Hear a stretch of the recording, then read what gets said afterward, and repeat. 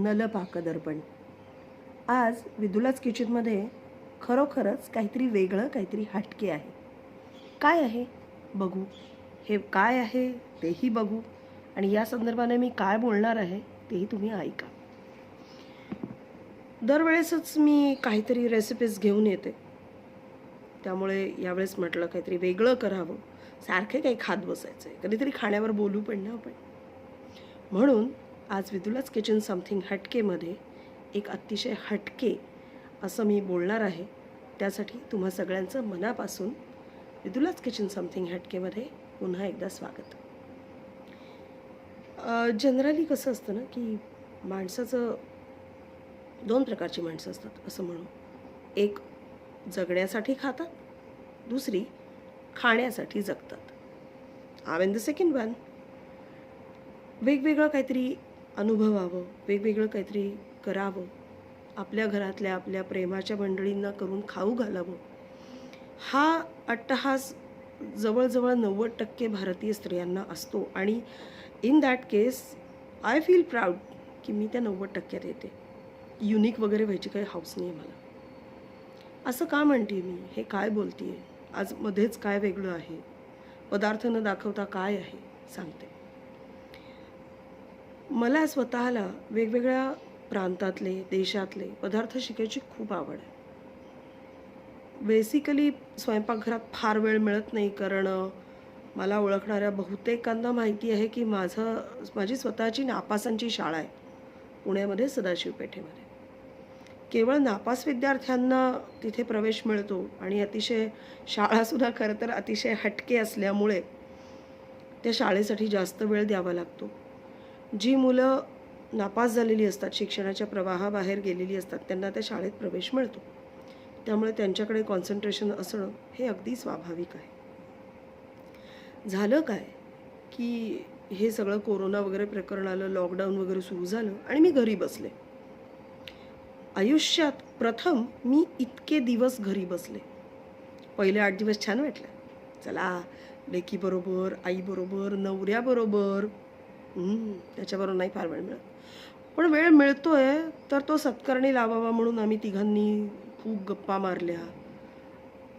पत्ते बित्ते येत नाहीत मला, पण मी त्यावेळेस तेही हातात घेतले. घरातलं एक्स्ट्राचं काम आवरून झालं. मग ते झालं. मग आता काय म्हणून 2 दिवसांनी आवरलेलंच परत आवरायला काढलं. 8 दिवस छान गेले, मस्त. दुपारी झोपले बिपले. हां, खरंच झोपले दुपारी. 8 दिवसानंतर काय असा प्रश्न पडला. वाचायची प्रचंड आवड असल्यामुळे दिवसातला एक ठराविक वेळ वाचनात जातो, यात काही वादच नाही आहे. पण दिवसभर किती वाचणार आणि वाचून झालेलीच पुस्तकं परत परत किती वाचणार. पुनःप्रत्याचा आनंद असतो वाचनामध्ये, पण रोज एकच पुस्तक घेऊन बसले तर कसं व्हायचं. म्हणून मग रमाच्या बाबांनी म्हणजे माझ्या मिस्टरांनी, माझ्या नवऱ्याने एक शक्कल काढली की तू नाहीतरी वेगवेगळे पदार्थ एरवी करून आम्हाला घालत असतेस एवढ्या सगळ्या व्यापातून, मग तू त्याचं शूट का नाही करत, आपण तुझं चॅनल सुरू कर. म्हटलं आयडिया भारी आहे. येस. मग मी विचार केला की मी काय दाखवू शकते. रवा, पोहे, उपमा, अक्षरशः ढिगाने चॅनल्स आहेत, लाखो चॅनल्स आहेत. मला त्यात इंटरेस्ट नाही आहे. मग म्हटलं दाखवायचंच आहे तर काहीतरी वेगळं दाखवावं की ज्याच्यातून लोकांना काहीतरी वेगळी चव मिळेल, वेगळा पदार्थ मिळेल. तेच ते बघण्यात काहीच अर्थ नाही आहे, तेच ते करण्यात पण काहीच अर्थ नाही आहे.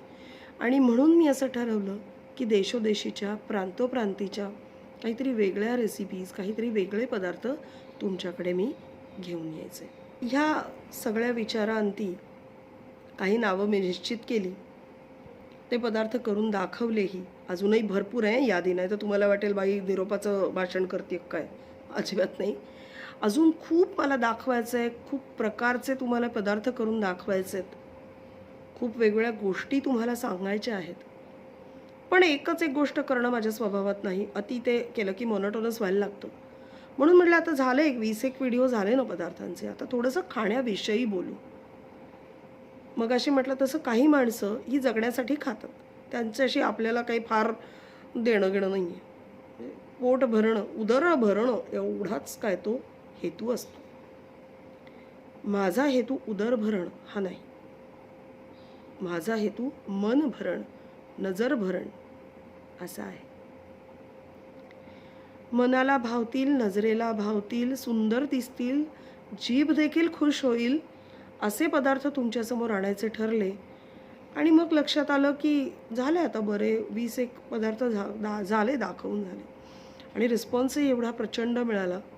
अवघ्या काही महिन्यामध्ये 700 सबस्क्रायबर्सच्या आसपास मी पोचले. जवळजवळ 25,000 मिनटं लोकांनी माझं चॅनल बघितलं. खूप साऱ्या लाईक्स आल्या, खूप साऱ्या कमेंट्स आल्या. पर्सनलवर खूप जणांनी जे मला ओळखतात त्यांनी माझ्याशी बोलले, मला विश केलं. काही प्रेमळ हक्कानी सूचना देखील केल्या. मग त्या सगळ्या सूचना स्वीकारून मी पुढे पुढे जात राहिले. And at point of time असं वाटलं की नाही, थोडं खाण्याविषयी बोलावं. म्हणून माझ्याकडे एक संग्रही, एक अत्यंत सुंदर पुस्तक आहे, नल पाकदर्पण. हेच ते पुस्तक. नल म्हटलं की आपल्याला काय आठवतं? आता मी मास्तरी नाही, मध्ये अधे प्रश्न विचारणार, उत्तरं द्या. नल म्हटलं की नल दमयंतीचं आख्यान आठवतं. हो, त्याच आख्यानातला हा नलराजा. वेगळा नाही आहे कोणी पकडून आणलेला, खरोखरीच तोच नलराजा आहे. तो अत्यंत उत्तम स्वयंपाकी होता हे फार कमी जणांना माहिती आहे, फारच कमी जणांना. अत्यंत उत्तम स्वयंपाकी. त्यानं म्हणजे पूर्वीच्या काळी ना राजे रजवाड्यांना देखील स्वयंपाक यायचा बरं का. ते काय आपले नुसते असे ते सिंहासनावर बसून हुक्का पिऊन पुढे आपल्या बाया बिया नाचतायत, कोणीतरी मागणं पंख्याने वारं बिरं घालतंय, एवढ्या ते सिनेमातच असतं तसं. स्वतः अकबराला देखील काही प्रिपरेशन्स येत होत्या. अनेक राजांची उदाहरणं आपल्याकडे आहेत. आता तुम्ही म्हणाल मध्येच अकबर कुठून आठवला, तर ते फ्लोमध्ये आठवतं. इतिहासाची विद्यार्थिनी मी, आठवतं. असं समजून घ्यायचं जरा, आधीमध्ये इकडे तिकडे भटकले तर. पोरांना शिकवताना असंच होतं माझं, इकडे तिकडे भटकते. बरं असू दे, मूळ मुद्द्यावर येते. मुद्दा असा आहे की राजा रजवाड्यांना खूप सारा स्वयंपाक येत असे. त्यातलं नलराजाबद्दल मला आज बोलायचं. नल दमयंती आख्यान हे कीर्तनापुरतं उरलेलं असलं आणि नव्या पिढीला ते माहिती नसलं तर ते माहिती व्हायला हवं. ती आपली जबाबदारी आहे. आपली संस्कृती आपल्या पुढच्या पिढीपर्यंत नेणं हे जसं मागच्या पिढीनं केलं तसं आपणही करायला पाहिजे. नल दमयंती आख्यानापुरता नल मर्यादित नाही आहे. नलराजा त्याहून खूप मोठा आहे, खूप वेगळा आहे. खूप काहीतरी वेगळं त्यानं या कौशल्याच्या संदर्भामध्ये करून ठेवलेलं आहे. अनेक नवीन नवीन रेसिपीज त्यानं स्वतः लिहिलेल्या आहेत. आणि त्याचं एक संपादन प्रतिभा रानडे यांनी केलेलं माझ्याकडे आहे. या पुस्तकातल्या नलराजाच्या रेसिपीजबद्दल, त्याच्या खाण्याच्या दृष्टिकोनाबद्दल, तब्येत कशी सांभाळली जाते याच्याबद्दल मला तुमच्याशी बोलायचं. मिळालं की अबरचबर खाणं ही माणसाची वृत्ती आहे. पण मन भरेल असं चवीनं थोडकं खाणं ही माणसाची संस्कृती आहे. आपण संस्कृती जपायची, विकृती नाही. आमच्या एक गुरु होत्या बरं का, म्हणजे आहेत अजून पण शिकवत नाही ना, आता रिटायर झाल्या. त्या नेहमी म्हणायच्या की माणूस जेवढं खातो ना त्यातलं फक्त 1/4 आपल्या तब्येतीला आवश्यक असतं आणि 3/4 डॉक्टरसाठी आवश्यक असतं. कळलं ना मला काय म्हणायचं? भरपूर पैसा आपण डॉक्टरला घालवतो कारण आपण तब्येत सांभाळत नाही. मग ही तब्येत सांभाळून कसं खाणं पिणं असावं या संदर्भाने नलराजांनी फार उत्तम मार्गदर्शन करून ठेवलेलं आहे. आपल्याला कसं आहे ना, ते परदेशात काही असेल ना तर लगेच आपल्या डोक्यात शिरतं. तसं नाही. आपली संस्कृती इतकी महान आहे आणि आपल्याकडनंच जवळजवळ 100% गोष्टी त्यांनी आत्मसात केल्यात, त्या त्यांच्या पद्धतीने मॉडिफाय केल्यात. मग आपल्याला ते वाटतं हा भारी भारी वेस्टर्न फूड, पण आधी त्याचं मूळ इथे आहे हे आपण बघायला पाहिजे. हे मूळ शोधताना, या संदर्भाने विचार करताना मला या पुस्तकाचा संदर्भ तुम्हाला द्यावासा वाटला. खूप सुरेख पुस्तक आहे, अप्रतिम पुस्तक आहे. प्रत्येकानं संग्रही ठेवावं, वाचावं. वाचण्यापुरतं नाही मर्यादित ठेवायचं, ते वापरावं या दृष्टीने मी आज तुम्हाला सांगते आहे. प्रतिभा रानडे यांनी फार उत्तम संपादन केलेलं आहे.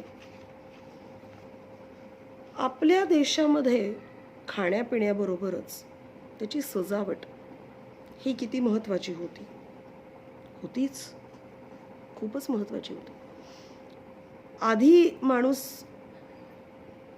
नाकानी खातो. तुम्ही म्हणाल हे काय आहे, नाकानी कसं खाईल कोणी? त्याचा सुगंध, अरोमा, पदार्थाचा अरोमा.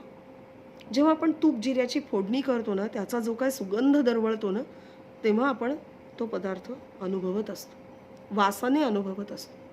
तो सुंदरसा सजवलेला पदार्थ समोर आला की आपण तो नजरेने अनुभवत असतो. मन भरतं ते बघून. मग आपली रसना तृप्त होते ते खाऊन. रसना म्हणजे जीभ. आपली रसना तृप्त होते ते खाऊन आणि त्याच्यानंतर मनात उरतं ते समाधान, आनंद. एक आई जेव्हा असं काहीतरी करून वाढते तेव्हा किती आनंद होतो हे मी तुम्हा आयांना सांगायची गरज नाही, कारण तो मी दिवस रात्र अनुभवते. मग पूर्वीच्या काळी जे होतं त्याच्याचबद्दल जर बघायचं, मग पूर्वीच्या काळी हे सगळं नव्हतं का? होतं ना, पूर्वीच्या काळी हे सगळं होतं. ह्या नलराजा काय म्हणतोय, कसं म्हणतोय? त्यानं अनेक प्रकारच्या भाज्या सांगितल्या, त्या शिजवायच्या कृती देखील सांगितल्या. त्याच्या संदर्भाने आपल्याला बोलायचं आहे. अन्नामध्ये दोष नसतो, मग कशात असतो? तर अन्न शिजवण्याच्या पद्धतींमुळे त्याच्यात दोष उत्पन्न होतो. मग अन्न शिजवतं कोण? तर जो स्वयंपाक करतोय तो शिजवतो. म्हणजे त्यानं जर काही चुका केल्या तर त्या चुका त्या अन्नामध्ये उतरतात आणि अन्नामध्ये दोष निर्माण होतो. त्याच्या संदर्भाने एक मीही सांगेन की सत्व, रज आणि तम असे 3 गुण असतात. जी माणसाची स्वाभाविक वृत्ती आहे. सगळ्यांमध्ये सत्वगुण आहेत, सगळ्यांमध्ये रजोगुण आहेत, सगळ्यांमध्ये तमोगुण आहेत. स्वयंपाक करताना जर आपण देवाचं नाव घेतलं किंवा चांगले विचार केले, दरवेळेला नॉट नेसेसरी की तुम्ही जपमाळ घेत स्वयंपाक करा, नॉट नेसेसरी. स्वयंपाक करताना आपण चांगले विचार केले, सकारात्मक विचार केले, योग्य विचार केले, प्रगतीचे विचार केले किंवा देवाचं नाव घेत विचार केले, प्रसन्न मनाने स्वयंपाक केला. अगदी गाणं गुणगुणा तुम्ही, कुठलंही हिंदी पिक्चरमधलं चांगलं गाणं, ते असं काहीतरी असतं ना आयटम बिटम, तसलं नाही म्हणत. चांगली गाणी म्हणत, प्रसन्न गाणी म्हणत जर तुम्ही प्रसन्न चित्तानं स्वयंपाक केला तर ते अन्न सत्वगुणी होतं. मग ती अगदी चमचमीत भरल्या वांग्याची भाजी असली तरी शरीरामध्ये जाऊन ती सत्वगुणच निर्माण करणार आहे. हा सत्वगुण झाला अन्नाचा. रजोगुण, तुमच्या मनामध्ये काही थोड्या प्रमाणामध्ये थोडे वाईट विचार आहेत. वाईट म्हणजे नकारात्मक विचार आहेत. वाईट म्हणजे वाईट नाही, थोडे नकारात्मक विचार आहेत. किंवा तुम्ही मागच्या कुठल्या तरी घडून गेलेल्या दुःखद गोष्टींना आठवत स्वयंपाक करताय. तुमची ही थोडीशी नकारात्मक झालेली, थोडीशी मागच्या आठवणींनी मे बी थोडी चिडचिड होत असेल किंवा काही, हे नकारात्मक भाव त्या अन्नात उतरतात. हे रजोगुणी अन्न. हे खाल्ल्यानंतर माणसाची जो अन्न ते भक्षण करेल, ग्रहण करेल, त्याची वृत्ती ही अशीच होत जाते. सत्वगुणी अन्न खाल्लं तर अन्न खाणारा हा शांत असतो. अन्न शिजवणाराही शांत, अन्न खाणाराही शांत. पण रजोगुणी अन्नाचं तसं नसतं. स्वयंपाक करणाऱ्याचे संपूर्ण भाव त्या अन्नामध्ये उतरतात. आणि आता तमोगुणी अन्न. तमोगुण काय असतात हे मी वेगळं सांगायची गरज नाही. डोक्यामध्ये सतत निराशेचे, चिडचिड, काहीतरी भयानक चिडचिड्या अवस्थेमध्ये असं काहीतरी आपण करत असू, किंवा एखाद्याच्या डोक्यामध्ये जर केवळ माणसाच्या आधी मग प्रेरणा ज्या असतात, कामवासना वगैरे, अशा काही गोष्टींचे सतत विचार करत जर स्वयंपाक केला तर ते अन्न खाणारा तसाच होणार आहे. कारण ते असतात तमोगुणी अन्न. चोरीचे विचार करतोय, खुनाचे विचार करतोय, हे करतोय, ते करतोय, ह्याला शिव्या देतोय, त्याला शिव्या देतोय, असं अन्न नाही खायचं. शुद्ध सात्विक अन्न आपल्याला खायचं असेल तर त्याच भावनेनं स्वयंपाक केला पाहिजे. ती भावना त्यात उतरते. जो स्वयंपाक करतो ना, ती भावना त्यात उतरते, असं आहे. महत्त्वाचं काय आहे? स्वयंपाक करणं, ते खाल्लं जाणं आणि ते अंगी लागणं. अंगी लागणं म्हणजे वजन वाढणं नाही म्हणत मी. त्याच्यातून मिळणारे भाव उत्पन्न होणं फार महत्त्वाचं असतं. तसंच नलराजा म्हणतो की अन्नात दोष नाहीत, तो अन्न जो शिजवतो, तो जो स्वयंपाक करणारा आहे, त्याच्यामुळे अन्नामध्ये दोष निर्माण होतात. त्यातला पहिलं तो असं म्हणतो की जर शिजवलेलं अन्न कच्चं राहिलं असेल, अर्धवट कच्चं असं, तर अर्थात जठरामध्ये जाऊन ते अन्न दोषच निर्माण करणार आहे. मग हे दोष कफ, वात आणि पित्त या तिन्ही ज्या प्रवृत्ती असतात त्याला ते इम्बॅलन्स करून टाकतं असं अर्धकच्चं शिजलेलं अन्न. बघा, आपण कोशिंबिरी सुद्धा जेव्हा करतो की नाही, तेव्हा त्याला फोडणी घालतो. हां, आता ते विदेशी सॅलडचे प्रकार आहेत, त्यात काही वाद नाही, पण त्यात देखील थोडंसं ऑइल असतं, ऑलिव्ह ऑइल. तिकडे ऑलिव्ह ऑइल खातात, आपण शेंगदाणा तेल घालायचं गरम करून गार केलेलं. अशा प्रकारच्या अन्नाला तो आसृत अन्न असं म्हणतो. आसृत अन्न म्हणजे अर्धकच्चं शिजवलेलं अन्न, जे चांगलं नाही.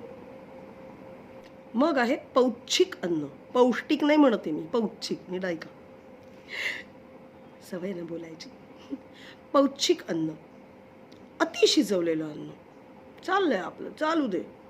मध्यंतरी ना ते फेसबुकवर काहीतरी व्हिडिओ येतात ना रेसिपीचे, म्हटलं उत्साहाने बघू, काहीतरी नवीन, काहीतरी आपल्याला शिकायला मिळेल. एक ते रेसिपी सुरू केली आणि बाई गं, म्हटलं तो जो कोण शेफ होता त्यानं 8 तास तो पदार्थ शिजवायला ठेवला होता. 8 तास? बापरे, असं अन्न चुकीचं आहे. पौच्छिक अन्न म्हणजे अति शिजवलेलं अन्न. या अति शिजवलेल्या अन्नाने देखील जठराग्नीला त्रास होतो. त्यातली अर्थात सगळी विटॅमिन्स, मिनरल्स, पौष्टिक तत्व सगळी नाहीशी झालेली असतात. मग असं अन्न खाऊन काय फायदा होणार आहे शरीराला? आणि म्हणूनच असं अन्न खाऊ नये. याचा अर्थ काय होतो की अर्धकच्चंही खाऊ नये आणि फार शिजवलेलं देखील खाऊ नये. मग कसं अन्न खावं? हे 2 दोष मी सांगितले. पण मग खावं कसं अन्न? तर अत्यंत व्यवस्थित शिजलेलं असं अन्न खावं. नलराजा एके ठिकाणी म्हणतो की जुने तुकडा न पडलेले तांदूळ घ्यावेत, ते स्वच्छ धुवावेत आणि त्याच्या तिप्पट पाण्यामध्ये ते मंद अग्नीवरती उकळायला ठेवावेत. जर त्या तिप्पट पाण्यात तो तांदूळ शिजला नाही तर ताक किंवा दूध घालून ढवळून झाकण ठेवून ते शिजवावेत. असं मऊ शिजला पाहिजे तो तांदळाचा दाणा. असं अन्न आरोग्याला अत्यंत उपायकारक असतं, अपायकारक नसतं. आता बघू तिसरा दोष, अशुच्च अन्न. अशुच्च अन्न म्हणजे ज्याच्यामध्ये किडामुंगी काहीतरी पडलंय, केस बीस सापडतात ना अन्नामध्ये, असं अन्न खाऊ नये. ते अशुच्च अन्न आहे, अशुद्ध अन्न आहे, ते खाऊ नये. असं अन्न खाल्ल्याने जठराग्नी हा बिघडतो. असं अन्न खाऊ नये. स्वच्छ अन्न खावं. खडे असतील, अशुद्ध गोष्टी असतील, त्या पूर्ण काढून टाकाव्यात. तर अत्यंत महत्त्वाची गोष्ट आहे. बऱ्याच जणे काय करतात ना, मी पाहिलेलं आहे बरं का, म्हणून सांगते, की ओट्यावरती पोळ्या करतात, ओट्यावर डायरेक्ट.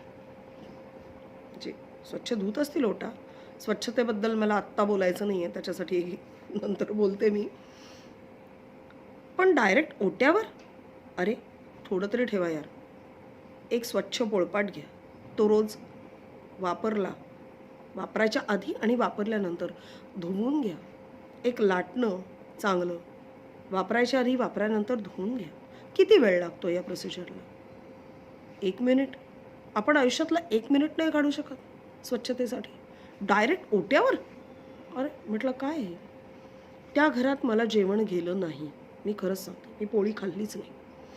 कारण मी नेमकी आधीच गेले मदतीला म्हणून. आपली एक सद्भावना असते की चला आपल्याला जेवायला बोलवलं आहे, जवळची माणसं आहेत, तर आपण जाऊन मदत करावी. मला नडलं ते. त्याच्यानंतर कित्येक दिवस मला ती पोळी बघितली तरी खायची इच्छा होईना, स्वतःच्या घरातली पण.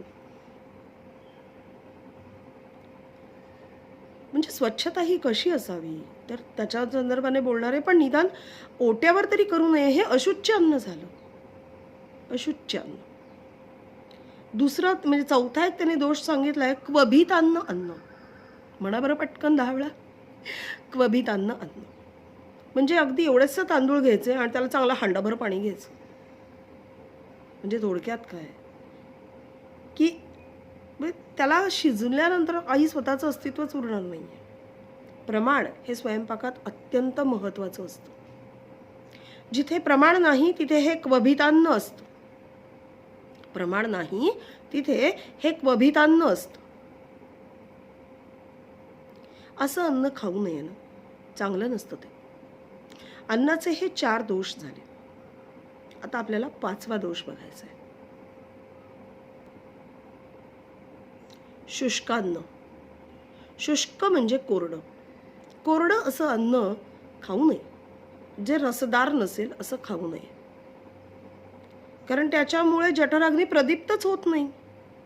आपलं सगळं चाललंय, आयुष्य हे अन्नाभोवतीच फिरतंय. जन्मल्यापासून मरेपर्यंत माणूस खातच राहणार आहे. त्याला पर्याय नाही. त्याला पर्याय नाही. मग जर आपल्याला जन्मल्यापासून मरेपर्यंत खायचंय, आपलं अख्खं शरीर ज्याच्यावरती तयार होणार आहे, आपली पुढची पिढी तयार होणार आहे, त्यांना स्वच्छ आणि शुद्धच हवं. मग त्याच्यासाठी जठराग्नी चांगला हवा. मग असं जर शुष्कान्न खाल्लं तर जठराग्नी कसा बरे चांगला राहील. म्हणून अति कोरडं, नीरस असं अन्न नाही खाऊ. कोरडं अन्न खाऊच नाही. ते खाताही येत नाही. खाताना मग ते जिभेला पण आपल्या असं इजा झाल्यासारखं होतं ना. अति कोरडं अन्न हे शरीराला त्रासदायक असतं. मग आहे दग्धान्न. तुम्ही म्हणाले आज बाई काय जीभ वळवणार आहे आमची, इकडे तिकडे बाराखडी सगळी काढतीये. नाही, हे आवश्यक आहे जाणून घेणं. दग्धान्न म्हणजे जळलेलं अन्न. मी सांगू, आपल्या बायकांना सवय असते. एखादी पोळी करपली तर ती नवऱ्याच्या, मुलांच्या, सासू सासऱ्यांच्या, आई वडिलांच्या घरात जे असेल त्यांच्या पानात जात नाही. ती आपल्या पानात येते. वरचं जळकं काढलं तर काढलं नाही तर. असं अन्न खाऊ नये. तुम्ही म्हणाल मग काय ते टाकून द्यायचं का? मी असं नाही म्हणत आहे. पण जरा लक्षपूर्वक करावं. माझ्याही हातनं जळतंच की, असं कुठे आहे का मी काय परफेक्ट आहे? जळतंच. पण जळलं तर थोडासा काय म्हणूयात, अन्न फेकण्याचा दोष माथी लागला तरी चालेल, परंतु जळलेलं अन्न नाही खाऊ. 2 रुपयाचं अन्न वाचवायला जायचं आणि डॉक्टरला 2000 घालवायचे, हा हिशोबच होऊ शकत नाही. बरं, त्याचे दीर्घकालीन परिणाम शरीरावरती होतात. त्यामुळे दग्धान्न खाऊ नये. त्याच्यासाठी मुळामध्ये स्वयंपाक करताना चित्त हे प्रसन्न आणि एकाग्र असावं. शक्यतो खरंच नाही जळत माझ्या हातून. अगदी रेअरली. आता माझं पिल्लू लहान आहे, त्यामुळे कधीतरी अचानक मातृप्रेमाचा तिला उमाळा येतो. मग त्यावेळेला एखाद वेळेस होऊ शकतं. पण मी असं अन्न नाही खात आणि खाऊही देत नाही. मला मान्य आहे की इथे अन्न वाया जाण्याचा दोष माझ्या माथी येतो. पण काही ठिकाणी तब्येत सांभाळणं हे दोष माथी घेण्यापेक्षा महत्त्वाचं असतं. आता आहे ते विरूपान्न. म्हणजे काय? कच्चा तांदूळ, अर्धा कच्चा राहिलेला तांदूळ, त्याच्यापासून केलेला भात. विरूपान्न. हॉटेलमध्ये माणसं जातात, जिरा राईस मागवतात. फडफडीत असा तो जिरा राईस खाता येत नाही. कारण तो भात मोकळ्या होण्यासाठी मुळामध्ये ना तो शिजवायची जी पद्धत आहे ती चुकीची आहे. मी दिल्लीला गेले होते. मी स्वतः पाहिलेलं आहे. मला फिरण्याची हौस आहे. मला नवीन जाणून घेण्याची हौस आहे. त्या त्या हौसेपायी जेव्हा जेव्हा मी कुठे कुठे अगदी अननोन ठिकाणी खाल्लेलं आहे, निर्लज्जासारखं तिथलं किचन बघितलेलं आहे. तिथल्या मॅनेजर्सला, तिथल्या वेटर्सना, टपऱ्या असतील तर तिथल्या काम करणाऱ्या माणसांना मी सरळ विचारलेले की हा पदार्थ कसा केलात, किंवा जाऊन स्वयंपाकघरात मी डोकावलेली पण आहे. महत्त्वाच्या असतात या गोष्टी. अर्थात याची ज्याला आवड आहे, 99% माणसं कोऑपरेट करतात बरं का. रेसिपीज वगैरे सांगतात, भारी वाटतं त्यांना पण. अरे कोणीतरी आपली दखल घेतं. त्याच्यातून आपल्याला 4 गोष्टी माहिती होतात. दिल्लीच्या एका हॉटेलमध्ये मी तो किस्सा सांगत होते तुम्हाला. असं टपरी टाईपच होतं, जुन्या दिल्लीच्या बाहेरचं असं ते आहे. नाव सांगणे उचित नव्हे. तिथे पाणी खळाखळा एका मोठ्या ॲल्युमिनियमच्या पातेल्यात उकळत होतं. आता ॲल्युमिनियम हा स्वयंपाकाचा शत्रू आहे, हे लक्षात ठेवा. ॲल्युमिनियमच्या भांड्यात शिजवलेला स्वयंपाक हा खायच्या योग्यतेचा राहत नाही. त्याहीबद्दल बोलणार आहे, ओघात आठवलं म्हणून मी सांगते. त्या ॲल्युमिनियमच्या भांड्यामध्ये पाणी रटारटा उकळत होतं आणि त्या उकळलेल्या पाण्यामध्ये दर थोड्या थोड्या वेळाने तांदूळ, आपले लांब बासमती तांदूळ धुतले होते की नाही देव जाणे, पण घालत होते. एक 2-3 मिनिटं उकळलं की तो एक शेजारी ना असा मोठा झारा घेऊन एक माणूस असा बसला होता. एवढा मोठा झारा होता. त्याने तो असं काढायचा तांदूळ, असा एका पोत्यात ठपकन टाकायचा. 2 माणसं ते पोतं उचलायची दोन्ही साईडनी. पळत पळत पळत पळत हॉटेलच्या एका कोपऱ्यामध्ये एक ताडपत्री टाकली होती, त्याच्यावर तो तांदूळ टाकायचा. आणि कुणी मग त्याच्या खाली पण, म्हणजे असं पहिल्यापासून असं तांदूळावर तांदूळ तांदूळावर तांदूळ असं ते होतं. आणि जर कुणी जिरा राईस मागितला तर खालचा खालचा आतला आतला काढायचा, वरच्याच्या वाफेने खालचा शिजलेला असायचा तांदूळ, पण कसा मऊ मऊ म्हणते सॉरी मोकळा आणि फडफडीत, पूर्ण न शिजलेला, कारण त्याच्यावर अग्निसंस्कारच झालेले नाहीत. असा कचवट तांदूळ त्याला ती जिऱ्याची फोडणी घालून, घालून शब्द चुकीचा आहे, फोडणी मारून असा तो आपल्या पुढे आणला जातो, फुल एकदम सजावटीवाल्या डिशमध्ये. आपण जिरा राईस म्हणून दाल तडक्याबरोबर मस्त मिटक्या मारत खातो. मी नाही खाता, सांगते. पण हा तांदूळ चांगला का? तर नाही. तांदूळ पूर्ण शिजून सुद्धा मोकळा राहूच शकतो. तेही मी एकदा दाखवेन कसं करायचं. पाण्याचं प्रमाण, आच कशी असावी, किती वेळ झाकण ठेवायचं, कसं ठेवायचं. परवा मी जो कोश्यारी दाखवला होता ना, त्याच्यामध्ये मी मऊ तांदूळ घेतला होता. असं फडफडीत अन्न नाही जात आणि अर्ध कच्चं तर ठेवताच येत नाही मला. ते झालं विरूपान्न. पुढचं आहे अनर्तुजान्न. म्हणा अनर्तुजान्न, शिळं अन्न वाया जाऊ नये म्हणून दुसऱ्या दिवशी डब्यात नेलं जातं ते शिळं अन्न, अशी मी स्वतः केलेली व्याख्या आहे. आणि मी तुम्हाला सांगते, पण बऱ्याच वेळेला असं होतं की अगदी रात्री थोडंसं राहतं, ते फेकायचं जीवावर येतं आणि मी घेऊन जाते. माहिती असतं की हे चुकीचं आहे, पण क्वचित कधीतरी हा प्रमाद माझ्याही हातून घडतो. म्हणजे मी तुम्हाला काय शिकवते अशातला भाग नाही आहे. प्रयत्न करावा की मोजकं अन्न होईल, पण कधीतरी अंदाज चुकतो, कधी कोणी कमी खातं, कधी मूड चेंज होतो केल्यानंतर, असं होऊ शकतं. फार क्वचित असं होतं, पण असं शिळं अन्न सतत खाऊ नये. कधीतरी वन्स इन अ व्हाईल ठीक आहे बाबा, असं शिळं अन्न सतत खाऊ नये. त्यानं जठराग्नीचा नाश तर होतोच, पण अशा प्रकारच्या व्यक्तींना सतत झोप येणं, आळस येणं, कंटाळा येणं या गोष्टी सुरू होतात. अजून एक सगळ्यांना माहिती असलेलं पण तरीही अंमलात न येणारं असं काहीसं मी तुम्हाला सांगणार आहे. फळं आणि दूध एकत्र खाऊ नये हे आपल्याला माहिती असतं, पण केलं जातच. शिकरण केलं जातच, ॲपल खीर केली जातेच. योग्य पद्धतीनं करून सुद्धा दूध आणि इतर फळं एकत्र करून ते शरीराला लाभदायक नाहीच. वेगवेगळे फ्रूट्सचे मिल्कशेक्स एकदम ते असं टॉल ग्लासमध्ये एकदम भारी सजवून भिजवून येतो, दिसायला भारी दिसतो. तब्येतीला हो नाही पूछने का, ते नाही चांगलं. कसं चांगलं असेल? आंबा सोडून, आपल्या आयुर्वेदात सांगितलेलं आहे की आंबा सोडून एकही फळ हे दुधाबरोबर कॉम्बिनेशनमध्ये बसत नाही. पण आपण आपलं ते दुधात कधी द्राक्षाचं ग्रेप मिल्क, अरे द्राक्षाने दूध नसतं ना भाऊ, म्हटलं होतं मी असं एका वेटरला. द्राक्षच घालतात, ॲपलच घालतात, अजून काय ते अननस. अरे आंबट फळ दुधाबरोबर कशी जातील?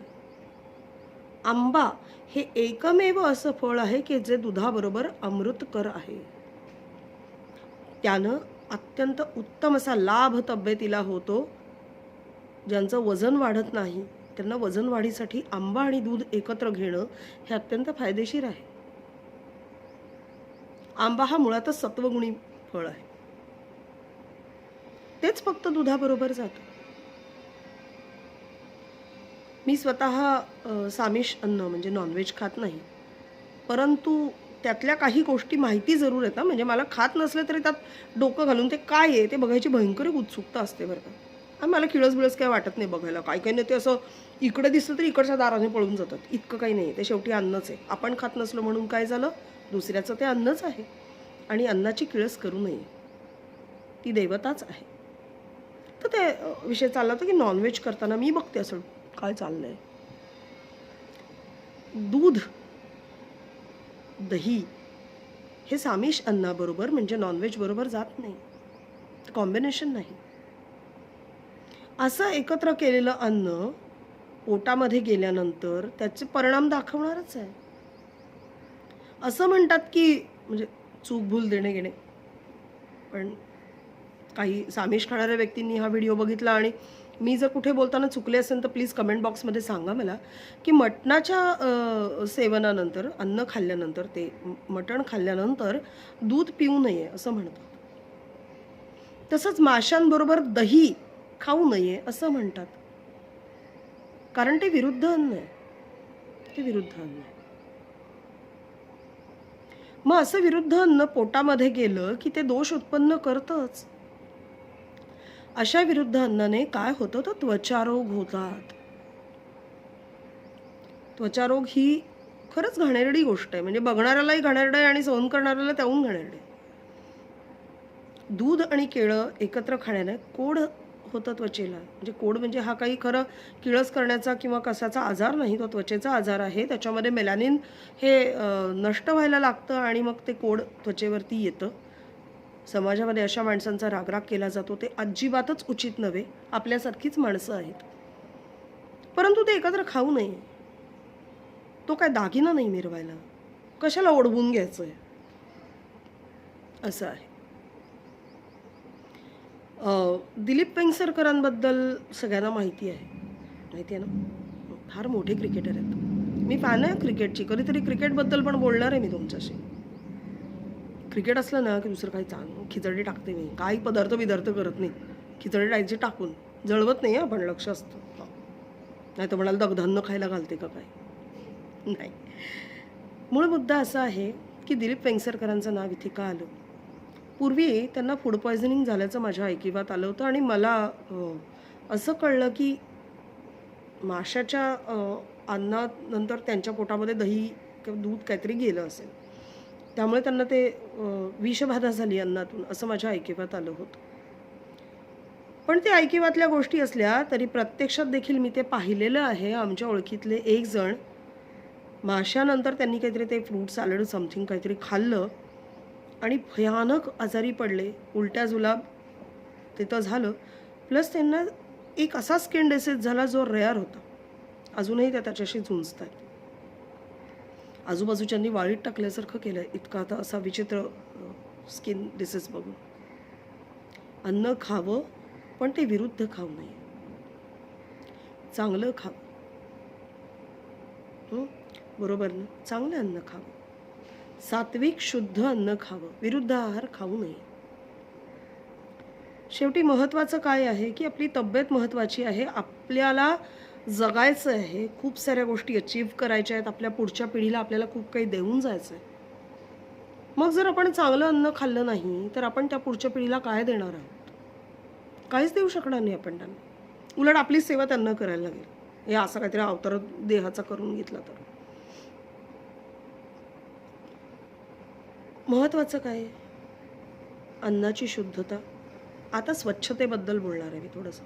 आता एक 5 मिनटं जरा नलराजाला विश्रांती देते. मग आजपासून त्याला मी 10 वेळा हाक मारली असेल. स्वच्छतेबद्दल मगाशी मी तुम्हाला सांगितलं की काही माणसं ही म्हणजे काही बायका ओट्यावरच डायरेक्ट करतात. दुसरी गोष्ट आहे उष्ट खाणं. खूप ठिकाणी चालतं ना. खूप ठिकाणी चालतं. कोरोनामुळे थोडी लोकांच्या डोक्यात जरा अक्कल आली आहे असं म्हणेन. आपल्या बाळाचं उष्ट आपण खातो. यात काही वाद नाही. पण आपलं उष्ट बाळाला नाही द्यायचं. हा फरक आहे. आई बाळाचं उष्ट खाऊच शकते पण आईचं उष्ट बाळाला नाही द्यायचं. मी पाहिलेलं आहे कित्येक ठिकाणी. आया आपलं उष्ट बाळांना भरवतात. नाही. बाळ हे नाजूक असतं. त्याची इम्युनिटी ग्रोथ झालेली नसते. मग आपलं उष्ट आणि मुळात उष्ट खाऊच नाही, उष्ट देऊच नाही. काहींना सवय असते असं डायरेक्ट त्या पदार्थात हात घालतात. काय मेल्यांना नाही, शिस्तच नसते. उष्ट खाणं हा सगळ्यात तिडीक येणारा प्रकार आहे. अगदी लाडक्या जवळच्या माणसांचं चालतं, पण म्हणून दिसेल त्याचं नाही. काय म्हणजे काही लोकांना खरंच शिस्त नसते खाण्याची किंवा खरंच अक्कल नसते. अगदी जनरल ओळख झाली की सुरुवात होते. आम्ही ऑफिसमध्ये 3 जण असतो माझ्या शाळेमध्ये. 3 जण रोज दुपारी जेवतो. 12 ते 15 चमचे लागतात आम्हाला. कारण प्रत्येक पदार्थात वेगळा चमचा, खायला स्वतःचा वेगळा चमचा. खूप जवळचे आहेत, खूप जवळचे आहोत आम्ही 3. म्हणजे एकमेकांच्या घरी जाऊन अगदी प्रत्येक गोष्ट करण्यापर्यंत आमचं आहे. पण म्हणून उष्ट नाही खात आम्ही. ते आपल्या आरोग्यासाठी, समोरच्याच्या आरोग्यासाठी चांगलं असतं उष्ट न खाणं. स्वच्छतेबद्दल जसं मी सांगते, तिसरा मुद्दा असा आहे की वारंवार हात धुणं.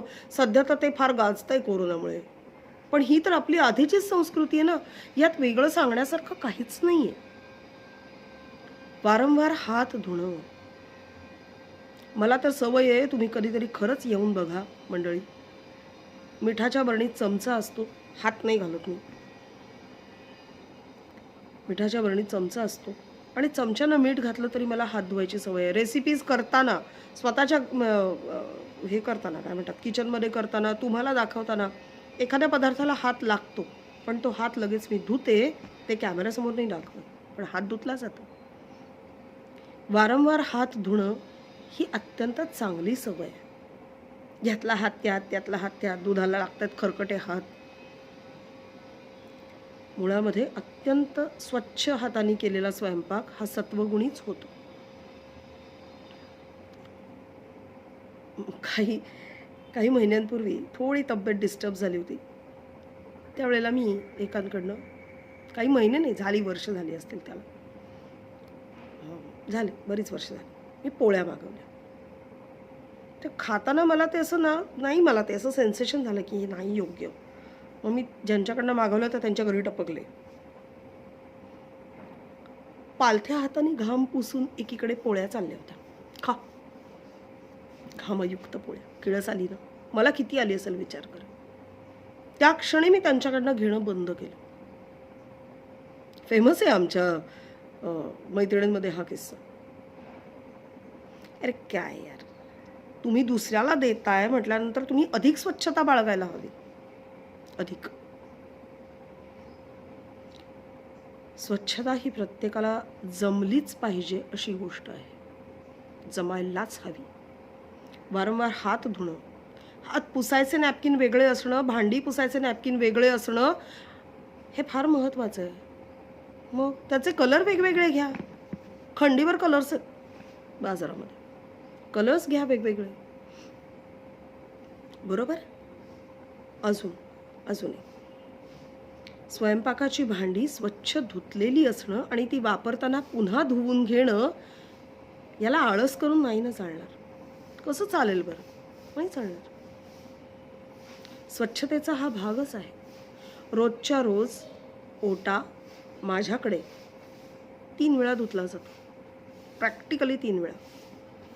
शेगडी काचेची आहे, म्हणजे ते ग्लास टॉप वगैरे नाजूक साजूक प्रकरण, घासते मी. दिवसातनं एकदा तर घासते.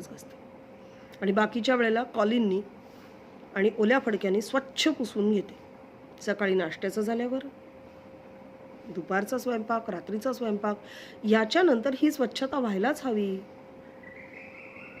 रोज रात्री केर काढून, स्वयंपाकघराचा केर जेवणापूर्वी जेवणानंतर काढून, ज्या डायनिंग एरियामध्ये आम्ही जिथे जेवायला बसतो त्याचा केर आधी आणि नंतर काढून ते सर्व पुसल्याशिवाय आम्ही झोपत नाही.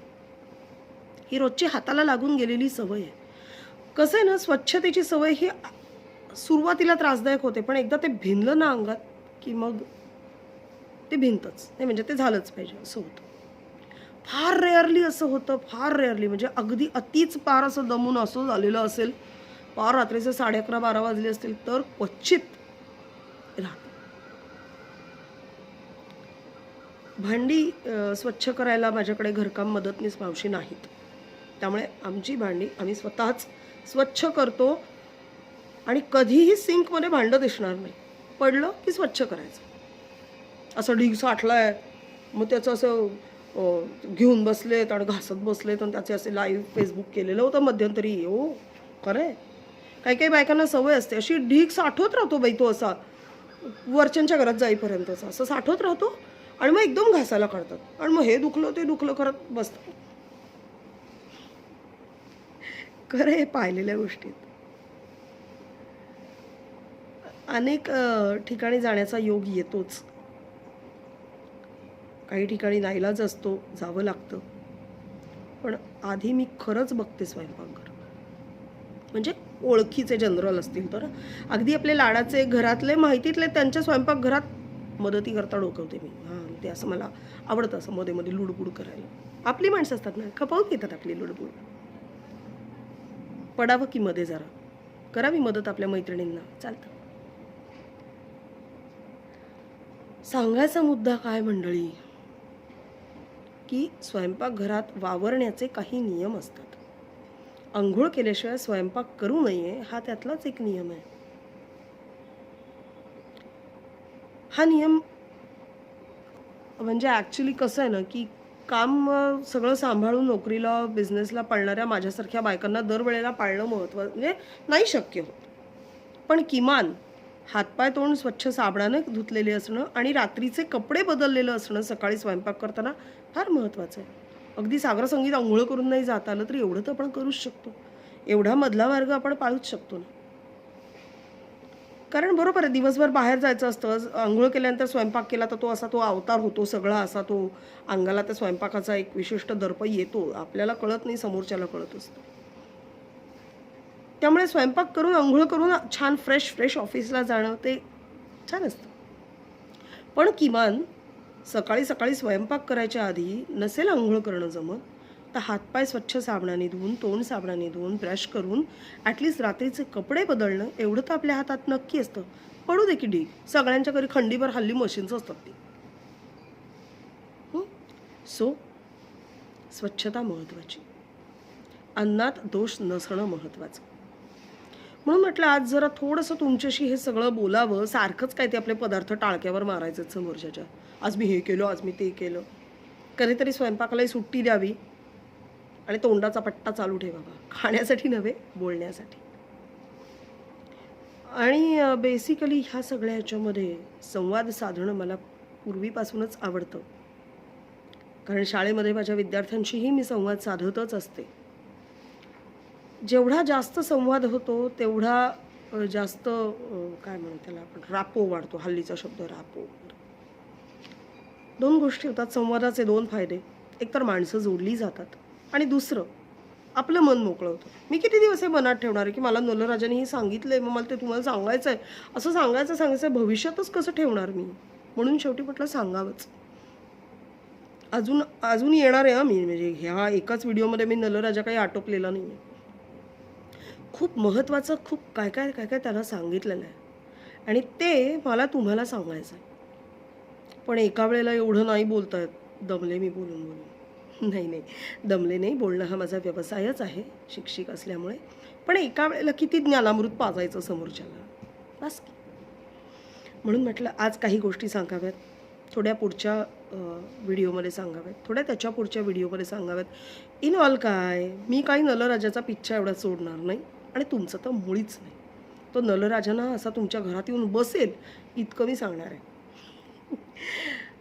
मला वाटतं नक्कीच तुम्हाला आवडेल हे सगळं ऐकायला. पुढच्या वेळेला नलराजांनी सांगितलेल्या काही पाककृती आपण बघणार आहोत म्हणजे बघणार, मी करणार नाही आहे, मी बोलणार आहे. सारखं ते उठून मला किचनमध्ये नका पळायला लावू बाई, कंटाळा आला. एकतर कधी आयतो मिळेल देव जाणे. काहीतरी कोणीतरी करून पाठवा मला. मी एवढे 20-20 व्हिडिओ टाकलेत, एक आयतं मिळालं नाही अजून तुमच्या कोणाकडनं मला. छान वाटतं असं मला तुमच्याशी मैत्रिणीसारखं बोलायला. तर ठरलं काय, काहीतरी आयतं करायचं आणि मला द्यायचं. हा ते ठरलेलंच आहे. पण आज मी सांगितलं आहे त्याच्यावर विचार करायचा. स्वच्छता शुद्धता बाळगून 8 दोषरहित असं अन्न आपल्या घरातल्यांना आणि आपल्या पुढच्या पिढीला आपल्याला खायला घालायचं आहे. आवडला आजचा एपिसोड? काहीतरी वेगळा, मी तुला आज क्वेश्चन समथिंग हटके म्हणल्यानंतर काहीतरी हटके एपिसोड खास तुमच्यासाठी. चालेल? आता रजा घेते, नलराजालाही जरा विश्रांती देते आणि पुढच्या व्हिडिओमध्ये नलराजाने शिकवलेल्या काही पाककृती त्यांच्याबद्दल मी बोलणार आहे. आणि हो, कापराचा उपयोग सांगणार आहे मी. कापूर, भीमसेनी कापूर, त्याचा अन्नपदार्थात होणारा उपयोग, त्याच्याविषयी पण मी बोलणार आहे. कापराचा वास येतोय बाई असं करू नका, चांगलं असतं तब्येतीला, तेच सांगणार आहे मी, वेगळं काही सांगणार नाही. ठीक आहे, थांबू मग मी, खूप बोर केलं. चला, धन्यवाद.